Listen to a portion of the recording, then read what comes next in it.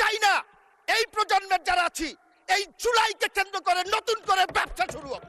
কতজন শহীদ হয়েছে, তাদের রাজনৈতিক পরিচয় কি আমরা জানতে চাই। আমার মাননীয় বিরোধী দলের নেতা, আমি ওনাকে খুবই পছন্দ করি।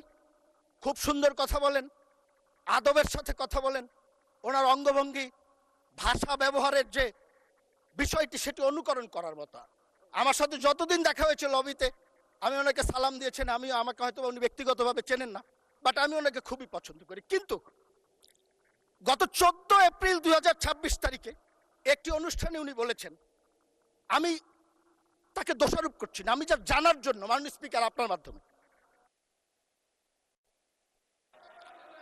মাননীয় সদস্য, আপনাকে আরো 2 মিনিট দেওয়া হলো, 2 মিনিটের মধ্যে সাম আপ করেন।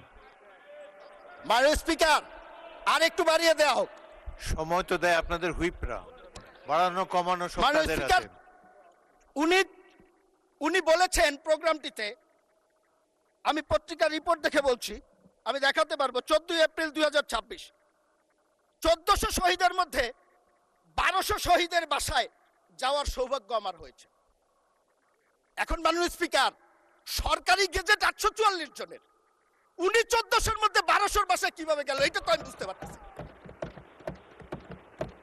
এখন আমরা সংখ্যাটা জানতে চাই।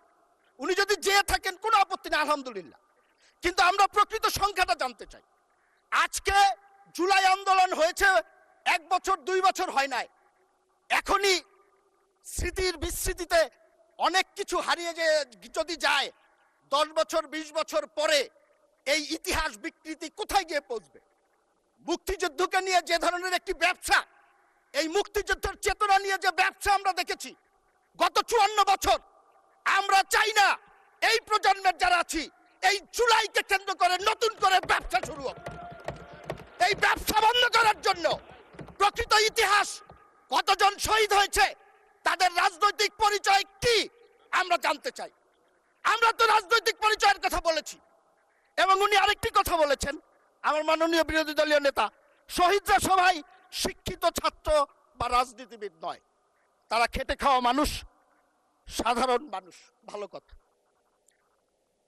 কিন্তু এই শহীদদের একটি বড় অংশ আমরা সবার অবদানকে স্বীকার করি, কিন্তু এই শহীদদের বড় অংশ তো রাজনীতিবিদদের আহ্বানে এখানে শরিক হয়েছেন। এই নেতৃত্বের অধীনে এই সংগ্রামে যারা শরিক হয়েছেন, তাদের অস্তিত্বকে যদি আপনারা অস্বীকার করেন। মাননীয়